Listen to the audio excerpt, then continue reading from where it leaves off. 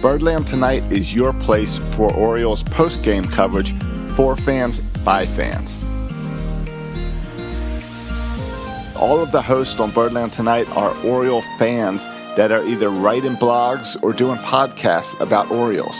Head on over to birdlandtonight.com to learn more about the hosts and other shows and websites that they're a part of.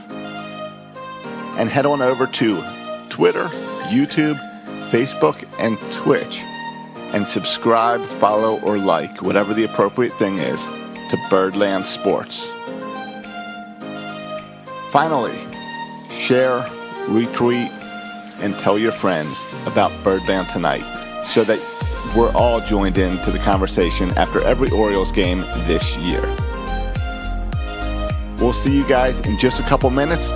Head on over to the comment sections on Facebook and Twitch and YouTube to start interacting now. We'll see you soon.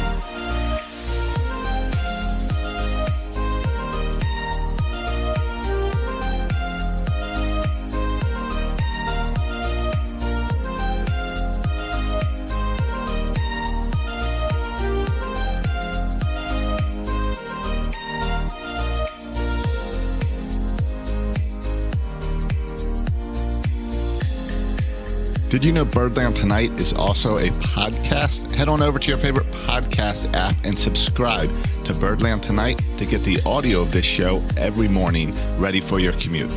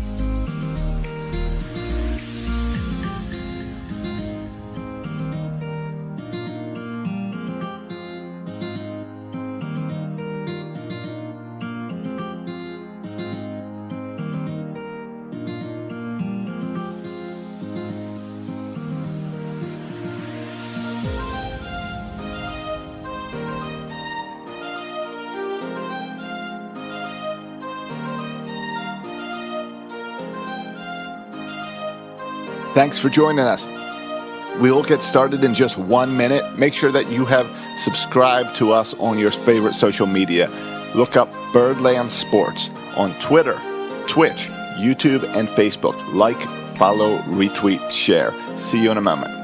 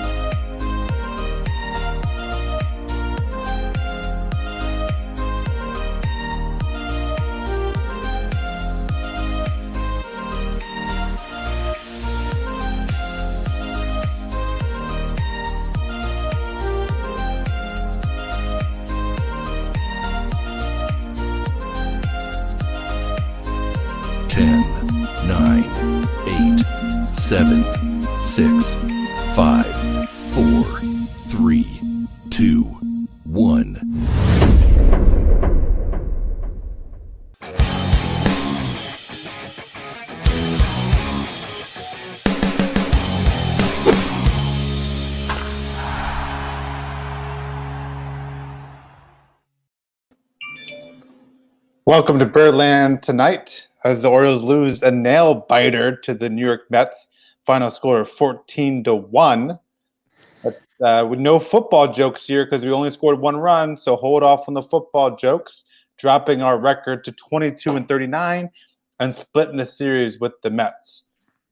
I'm Matt Sroka, joined by Josh. Hey, Josh. Hey, you really called that a nail-biter? Well, you know what? You never know what's going to happen at the end there. Yeah, for that first inning when it was 2-1. It was 2 to Didn't know. 1. Second inning, still 2 to 1. Mm-hmm. Next thing you know, it's 7 to 1, and it's no longer nail biter. But for that first 15 minutes of viewing, it was a nail biter. I mean, the long ball killed the Orioles tonight, and it's kind of, I mean, it's we talked recently about on Birdland Tonight and on Section 336 that this team can put up offense. The Orioles can. So, but that we expect the pitchers to give up a lot of runs, and they gave up 14 of them today. I think the fact of getting only one run from the offense is the disappointing side of tonight. But obviously, we never faced this Walker guy, and guess what? He's pretty good. Yeah, Walker pitched. He pitched an excellent game. This was, even on paper, like you could tell, like if you were a betting man, which I'm retired from my betting days, but if you were a betting man, like this is not a game you bet in the Orioles, right? You have Matt Harvey, who has struggled last time he pitched against the Mets. If you look at his last 6 starts, has struggled over the past couple months. Going up against, Taijuan Walker, I think they said he had like the 4th best ERA in all the National League. He'd only given up 2 home runs the entire year. So just on paper, it was not a good matchup for us. No. And it got out of hand quickly. It started off, Josh, in the first inning, before the first pitch was thrown, as a nail biter. And then in that first inning, you had that great catch by Cedric Mullins. Yeah, on like the 4th pitch of the game. Yes. And that was like, and I missed it. I was putting my kids to sleep, but I saw the replay and I saw the tweet about 20 times of him making that full diving catch, Superman catch. And that's, I mean, Cedric Mullins defensively has been, we talk a lot about his offense this year, but Cedric Mullins defensively has been amazing. The defense is what could push him into the All-Star game. Oh, even if he was a freaking DH, I think he would get in the All-Star game. This pushes him into, I don't know, like a different stratosphere, though. The defense has been great. And then you have, I think the issue with Matt Harvey tonight was, and then he gave up the 2-run home to Pete Alonso. And maybe like there's no shame in giving up a 2-home run shot to Pete Alonso. It happened the night before, right? The night before he got 2. Yeah, and this is deja vu because in the first inning yesterday, I think it was the same situation where Francisco Lindor walked, and then Pete Alonso hit a 2-run homer. So This is deja vu. And this is fine, right? Our offense is on point. 2 runs in the first inning. I'm not even sweating. This is just Matt Harvey being Matt Harvey, by the way, giving up runs in the first inning. And then you get to that, and then you get to the next inning, or you get to the top of the bottom of the first inning, and so the Orioles are up. Cedric Mullins gets a hit. By the way, Cedric Mullins, and I know he had 2 strikeouts. That was a crazy stat that they shared about Cedric Mullins. And by the way, Scott Garceau shared this stat about Cedric Mullins. Did you hear this stat? I think you just by the way, you're by the way. Oh, by the way. Oh, and by the way on that. No, I'm going to get back to the bottom of the first inning. All right. But before I do that, Scott Garceau said at the first inning, I think this is after Cedric Mullins got a hit. He said, or maybe it was right before it.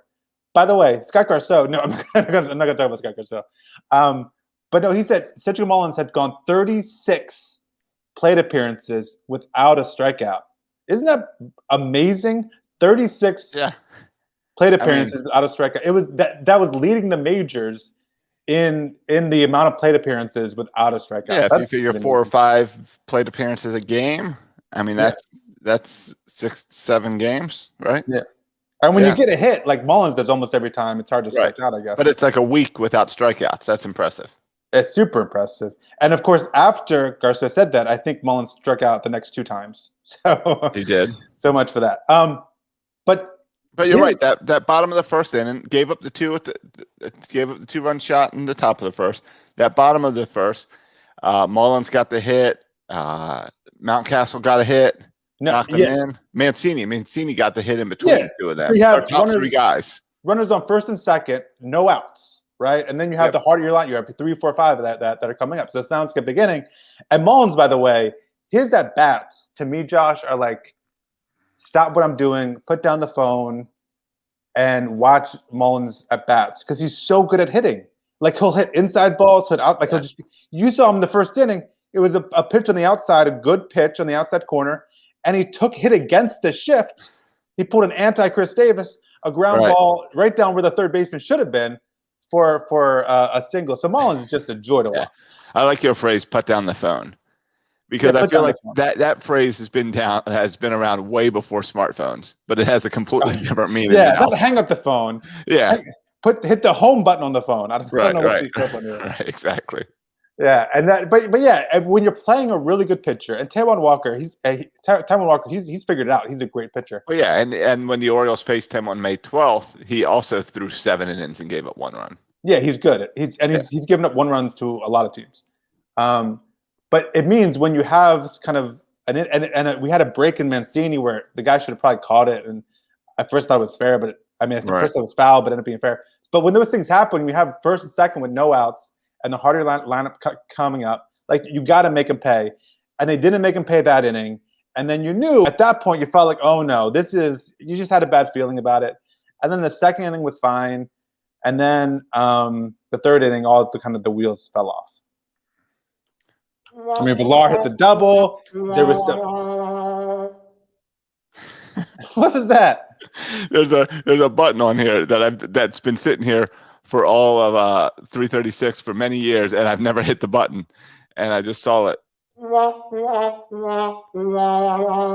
a sad trombone. That's the third inning. Yeah, button sounded like the right opportunity. Yeah, I mean, Millar hit that. I'm sorry, not Millar. I was going to go Kevin Millar on you. Pilar hit that 3-run homer. And Pilar, I looked up the numbers because I was like, this dude always hits home runs against the Orioles. Yeah. He has 13 home runs against the Orioles, by far his most against any team. His career batting average is like 250, but against the Orioles he's batting 315. He crushes Orioles. He always does. He crushed us when he was with Toronto. But just impressive for Pilar that he's playing baseball after being hit in the face, a week ago, 2 weeks ago? Yeah. He looks pretty wild out there in the outfield with that face mask. Yeah, it's like a little Phantom of the Opera. Yeah, it's pretty cool. I like it. I think more players should wear that. But yeah, it's impressive he's out there, and of course he just crushed us. Yep. And then we saw, and we can talk in a second about kind of the Harvey's future, which I think is an interesting question. But because then we saw kind of the who's of relievers. We saw Plutko pitch. He pitched two innings. And then we saw Dylan Tate come in. And Dylan Tate, I think, is an interesting pitcher. His ERA is higher than I thought. Right. At 5, but he had a nice inning. Valdez pitched the 7th. It's interesting, right? Valdez. We haven't used him in a while, so it was kind of just give him some time. Yeah, it seems like there's several pitchers on this team that don't really have roles in the bullpen. Like Valdez was the closer. Now he's something else. I feel like Hunter Harvey is in that same position where they just kind of throw him in there anywhere at this point. Hunter Harvey? Yeah. All right. And then I feel like Valdez is in that same position right now where they just kind of throw him in anywhere. Hunter Harvey's in our bullpen? Yes, he came back a few days ago. I didn't notice that. I didn't notice he was in the bullpen. He pitched yesterday. Okay. Oh, well, who did Birdland Tonight yesterday? Did you do it? Yeah, I did it. Oh, my God. And apparently I didn't talk about Hunter Harvey being back. And then, so Cesar Valdez came in the 7th. He pitched fine. And then Skrello came in. Scroller came in to pitch the last 2 innings, mop-up duty. Yeah, or give up the final home runs of the game. And Stevie Wilkerson could have done mop-up duty just as well as the Scroller kid. But like it was Scroller's first start since coming off the injury and the rehab. So I guess you give him a break. But no, he didn't pitch well. Yeah. So I don't know. You want to talk about Harvey? I'll say this. I'll say this just about his pitching, and then you can get in this future. What I saw for him tonight, as far as pitching wise, I was paying attention closely because this guy feels like he's on kind of his last branch hanging over a cliff here with his career, not just with the Orioles, but his career in general. And what I saw he has good velocity in his fastball. He's thrown 95 and 96. He seemed to have at the start of the game decent location on his fastball, except a home run to Alonso, and repeatedly. He was hanging sliders. Yeah, it seemed to me breaking balls were not breaking. Right. It seemed to me like he wasn't wild, but he couldn't hit his spots. Yes, and the balls kept ending up in the middle. And then after the slider stopped working, he just kept throwing fastballs. Yep. And 1 out of every 4 fastballs would go right down the middle, and these are professional hitters, and they crush the fastballs. Yeah. I don't. His worst games of the season have been against the Mets. I don't know if he has a mental issue with the Mets, but I also I got really excited for Matt Harvey, as you know, especially when those first 3-4 games he was looking pretty good. Yeah, he got off to a good start. And yeah, so but since that performance in New York, I think he's got like a 16 or a 17 ERA, and he might be done. I don't know. I don't know what purpose he's serving right now for the Orioles. If he can't get it through 4 innings, if he's even serving the purpose of eating innings right now. Yeah, you have him here for 2 reasons. One, to help you win games. I guess 3 reasons. One, to eat innings, so you save your young pitchers. Right. 2, to help you win games, I guess. Mm-hmm. And 3, so you can eventually trade him. Well, and there's a 4th. What's the 4th? The veteran leadership. Because this team is really young. And again, that article about the 14-game losing streak and Trey Mancini speaking out, it was also about Matt Harvey speaking out as a leader as well in the clubhouse. So you do have some of that veteran leadership, but that leadership doesn't do you any good if you suck on the field. Right. He brings that. We call that Chris Davis leadership. Yes. Here's his starts since May 12th. May 12th, 4 innings, 7 runs.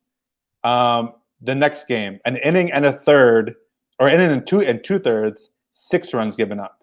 The next start, 4 2/3, 5 runs given up. And then the starter for that, 3 innings, 5 runs given up. And then on June 2nd, they used him as like an opener, and he actually pitched pretty well in his last start before this, where he pitched 3 innings, only gave up 1 run.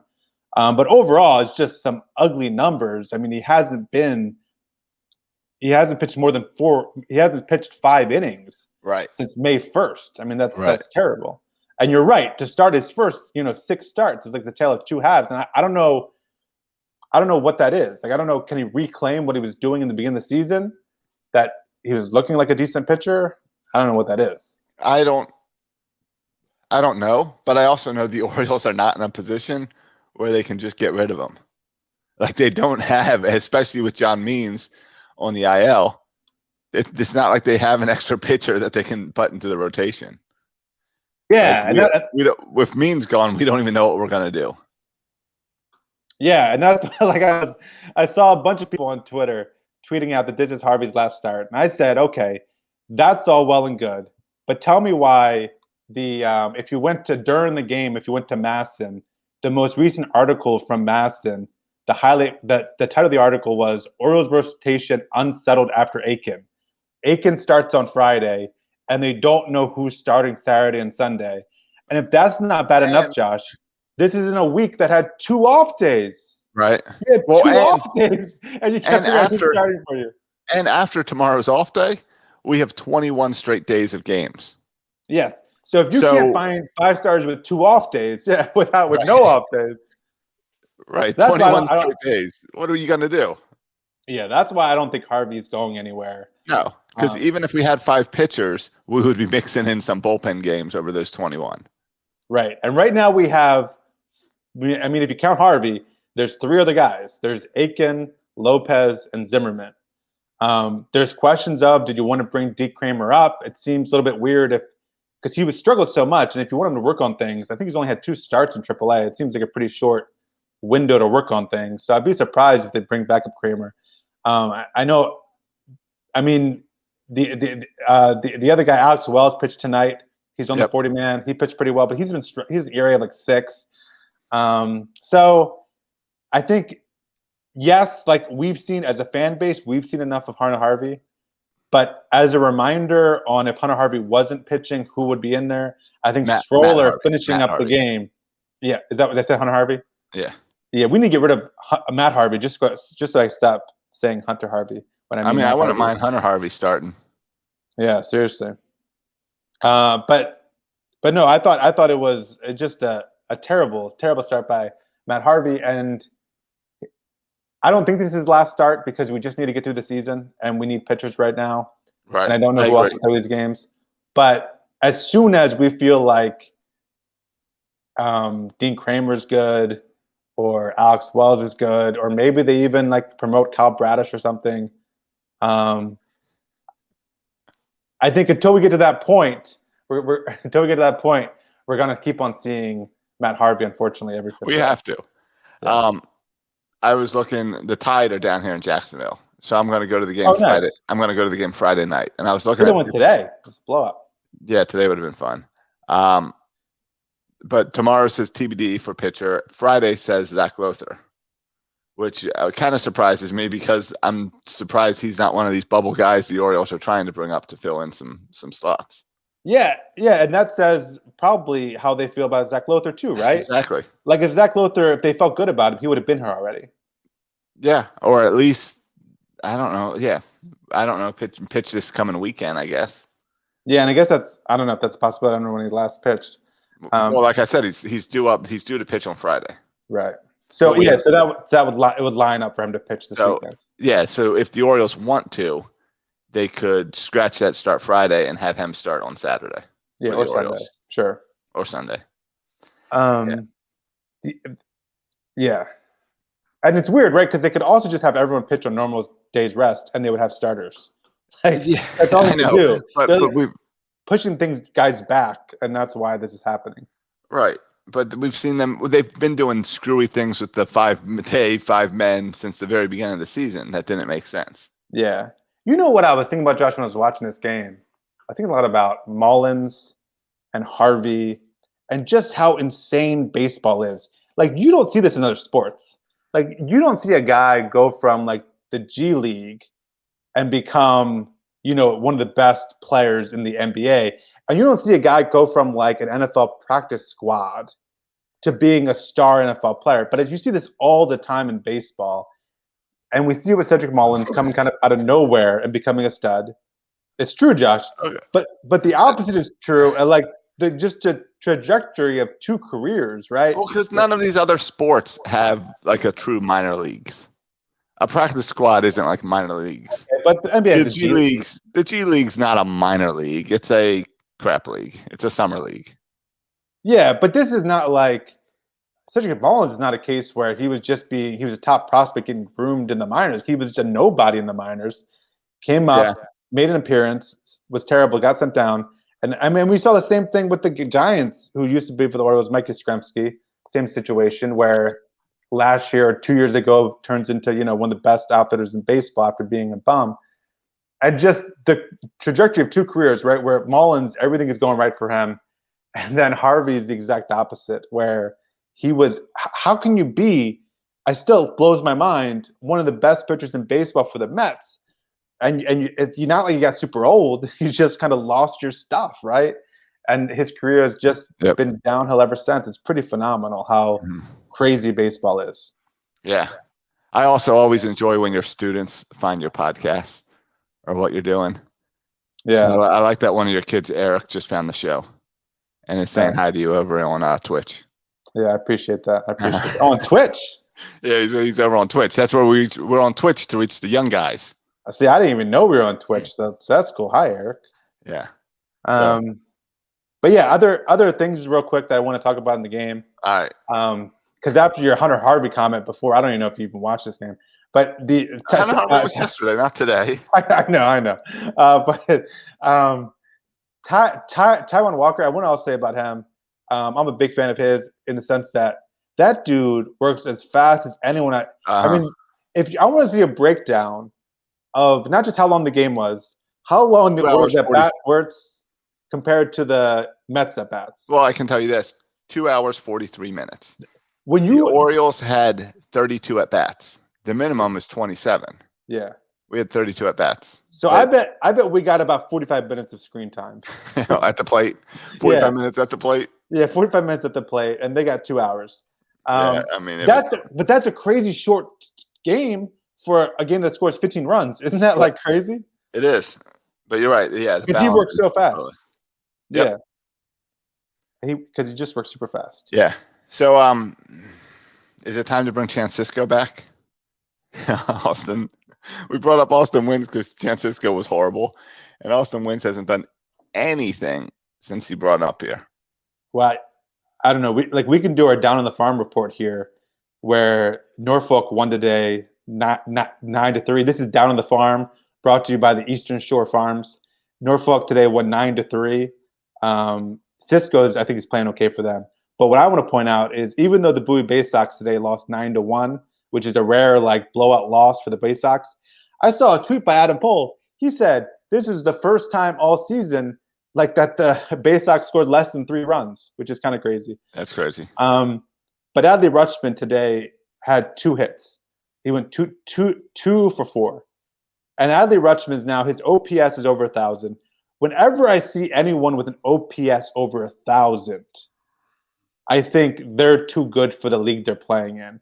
If you look at someone like Cedric Mullins, who's been freaking on fire all year, his OPS is 928. And he is the highest OPS in the Orioles. It's 928. Just think about that. Think about how good Cedric Mullins has been. And Adley Rutschman has an OPS that's on base plus slugging of over 1,000. Better than Mancini, better than Mullins. And I know he's playing at AA, but to me that says he's too good for that league. So I want to see Rutschman. Maybe not for the Orioles. That's asking too much. No, Norfolk. Give me Norfolk. But at Norfolk, move aside Cisco. If you need to send Cisco down to Bowie, this is like the Cedric Mullins treatment, where you just keep on sending the guy down. Right. Yeah, that's what I want to see, and so I'm okay with Wins. He was caught up. Wins was caught up for his glove.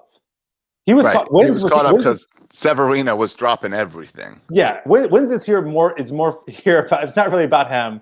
It's about who he's replacing. And Cisco was batting about 100. So he's here more for his defense, and because he's not Cisco. That's why he's here. Okay. And that's so whatever. All right, well, while you're talking about Norfolk, do you like this kid Domingo Leba? The guy had the grand slam today. Did he have a grand slam today? You talking about for Norfolk? Yeah, for Norfolk, third baseman. Yeah, I think he's been on the Norfolk Tides for a week. No, he's a new guy. He didn't hit the grand slam today, did he? I saw someone hit a grand slam. Yeah, I don't know. It wasn't him. But this guy, third baseman, and he's got a 958 OPS. Yeah, but how long he's been playing? He's probably been playing there a week. 43 at bats. Okay. So, I mean, if you want to look at ways to improve the major league club right now, Stevie Wilkerson. It's interesting, right? Because Stevie Wilkerson is a guy tonight. It's easy to pick on him tonight. He was facing a really good pitcher. He went 0 for 3 with 3 strikeouts. That is the guy that got the grand slam today. You're right. Yeah. Okay. Yes. Stevie Wilkerson went 0 for 3 with 3 strikeouts. There's an area of need, right? Well, at that second base position. Stevie Wilkerson is not the long-term answer. And neither is Pat Valaika. Right, and neither is Pat Valaika. And frankly, honestly, Freddie Galvis, right? He's been playing pretty well for us. There's a possibility he's dealt at the trade deadline. He's not a long-term answer either. And so something you're watching, unfortunately, the 2 biggest areas of need for our major league squad right now are starting pitching and middle infield help. And we have a lot of good middle infielders and a lot of good starting pitchers in our system. They're all just at Bowie or lower. Yep. And so there's no answers Rylan Bannon hasn't played very well. Richie Martin got hurt. Right now, Jahmai Jones, is he back at Norfolk yet? He was doing some rehab games at Aberdeen. He's not. I didn't see him back yet. Okay, well, he played a couple games at Aberdeen, so he's just, I don't know if there's COVID protocols or whatever still, but he should be back at Norfolk any day now. So that's a guy to watch. If you really are tired of Stevie Wilkerson, let's pay attention to what Jahmai Jones does as he gets back to Norfolk. But it's easy to talk about tonight's game and who struggled offensively because everyone struggled offensively because Taijuan Walker was really good, right? And so it's easy to pick on him. But this is a predictable loss. The Mets are one of the better teams in baseball. I don't think. We've been playing. We scored the most runs in June of any team in baseball. Right, but we might have just gave up the most runs in June. Yeah, this is going to hurt our overall run differential, whatever stat. But no, I think this is going to be interesting to watch. Can we carry the momentum that we got kind of going in the past week against against Minnesota and then Right. Cleveland and now splitting with the Mets? I'll take splitting with the Mets, right? The first place team in the NL East. I'll take a split with the Mets. Yep. But can we continue this now into Tampa Bay and Cleveland? And it seems like I think our offense is going to be fine. It looks like our offense, Mountcastle is hitting again. Mullins is Mullins. I think our offense will be fine. Is Jorge Lopez, can he continue to pitch effectively like he has his last couple starts? Can Right. Zimmerman pitch like he did in his last start? These are the questions that we need to find out. Is Keegan Aiken, can Keegan Aiken pitch like he did in his last start? And will Dean Kramer be caught up, or Zach Lothar, whomever, and can they pitch effectively? So I think that's going to be something to watch here against a good team in Tampa Bay and then a good team in Cleveland. Right. Tampa Bay is a much better team, so it's going to be really interesting when we go there for 3 games. Can we at least win one of them so that we don't go back into this black hole? Yeah, and can we be, and not even one of them, competitive. Be competitive, yeah. And people pointed out, and I think you mentioned this maybe in our podcast, Josh, that in that 14-game losing streak, there was a bunch of one-run games. And a bunch of games where it fell apart late in the game. Yes. And so this game was not competitive. But what you want to look for in Tampa Bay is, can you get the start in pitching? Does Mountcastle continue to hit? Do these young players play well? And so are you able to be competitive and maybe even win a game or two? But yeah, because these are great teams we're playing now. I mean, Right. Tampa Bay is a great team. And then next week you got 4 games against Cleveland. Can you continue the magic that you played Cleveland with at home? And with Mullins just being on fire. So it'll be interesting to see what they do over the next week. And if it does not become a setback. Yep. And can our kind of starting pitching hold together till we get John Means back? And when does at some point Austin Hayes is going to get back here? He was doing rehab games in Norfolk. Yep. Which I think is going to help our offense. Yeah, right? I would hope this weekend. I mean, everything went well. He's playing, he's playing in Jacksonville now. I could just drive him over to Tampa to meet the Orioles. Could be his Uber driver. Oh yeah, that's true. I bet he's just staying down here, right? That would make sense. I would think so. Yeah. Yeah. It's about a 3-hour drive, I believe. Jacksonville to Tampa. Okay, I'll take your word for it. I don't know. Oh, yeah. It could be 5 hours. It could be an hour. It's like 2.5 or 3 hours. I did it last year. Okay. Well, are you going rush hour or are you going 3 a.m.? What time are you driving them? Whatever Austin Hayes wants. I'll also take him out to lunch. Okay. If he would like. Just hit me up, Austin. Okay. You might gotta be careful. Austin seems to be a very passionate guy. Kind of I would imagine him in a restaurant, gets a lot of hot sauce. I'll take him to Zaxby's. They've got some great sauce there. All right. We'll hit up Zaxby's. We'll hit a Whataburger. Whatever else he wants down here. But Josh, drive very carefully. He's also the kind of guy that I feel like you hit a speed bump. And he's hurt. Elbow, he's out for 6 weeks. Yeah, so be very careful with them. Wrap him up in the styrofoam bubble. Make him bubble boy. Good point. Yep. Yeah. All right, so off day tomorrow and a big series this weekend. Anything else as we shut this down? No, just this concludes our post-game show and a nail-biting 14-1 loss. Make sure you go check out Section 336. Great episode of 336 this past week. Yep. Where we fixed all the world's problems with jelly beans. Absolutely. And make sure you follow Birdland Tonight for all these. We got another Birdland Tonight on Friday, I assume, right? I hope so. I hope we're back to regular games now. Well, it's the summer has begun for me, Josh. I know. The kiddies have just left school, so I have some time on my hands. Absolutely. Yep. Sounds good. Me too. So maybe we'll talk Friday. If not, someone else will. All right. We'll talk to you guys all later. See ya.